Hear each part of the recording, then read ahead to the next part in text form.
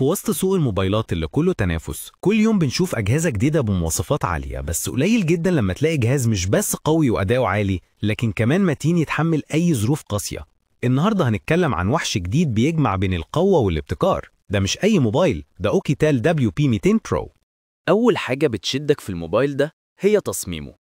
الموبايل معمول من هيكل ألومنيوم قوي جدا، وبيجي بمعايير مقاومة عالية IP68 و IP69K، يعني مقاوم للمية، للغبار، وحتى للصدمات. يعني لو وقع منك في الشارع أو تعرض لمطر شديد ولا كأن حاجة حصلت. الموبايل معمول عشان يعيش في ظروف قاسية، وده بيخليه مثالي للناس اللي شغلها في مواقع بناء أو اللي بيحبوا المغامرات والسفر. تعالوا ندخل على الشاشة. شاشة أوليد مقاس 6.7 بوصة بدقة FHD+. اللي بيميزها مش بس إنها كبيرة وواضحة، لكن كمان بتدعم معدل تحديث 120 هرتز، وده معناه إنك هتحس بسلاسة رهيبة وإنت بتتصفح أو بتلعب جيمز. والألوان هتكون مشبعة جدا عشان طبيعة الأوليد. كمان حجمها الكبير بيخلي مشاهدة الفيديوهات أو الألعاب تجربة ممتعة جدا. نيجي للأداء. الموبايل جاي بمعالج ميديا تك ديمنسيتي 8200 5G. المعالج ده مش بس بيقدم لك سرعة في الاستخدام اليومي، لكن كمان هتشغل عليه ألعاب تقيلة زي PUBG على إعدادات عالية من غير تهنيج. ومع وجود 24 جيجا بايت، انت سمعت صح، 24 جيجا مع 1 تيرا بايت تخزين داخلي. الموضوع هنا مش هزار، مش هتحتاج كارت ميموري ومش هتحس إنك مقيد أبداً. الكاميرا الرئيسية 108 ميجا بكسل، رقم ضخم.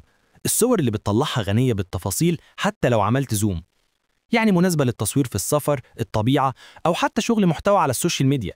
طبعاً في كاميرات مساعدة تانية، لكن الأساسي هنا إن الكاميرا دي هتديك صور عالية الجودة بوضوح ممتاز. البطارية هنا مش طبيعية، 8800 ملي أمبير، يعني حرفياً ممكن تستخدم الموبايل يومين أو أكتر من غير ما تحتاج تشحن.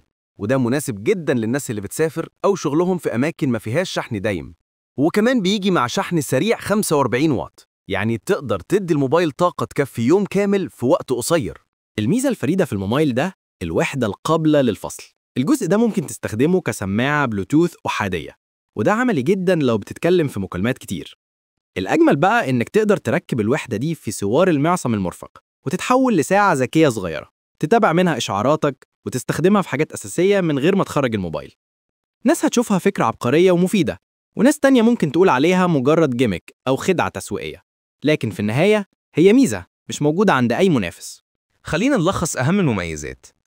شاشة كبيرة OLED مع 120 هرتز، معالج قوي جدا مع 24 جيجا رام و1 تيرا تخزين، بطارية 8800 ملي أمبير، كاميرا 108 ميجا بكسل، تصميم متين ضد المية والصدمات، الوحدة القابلة للفصل اللي بتتحول لسماعة أو ساعة.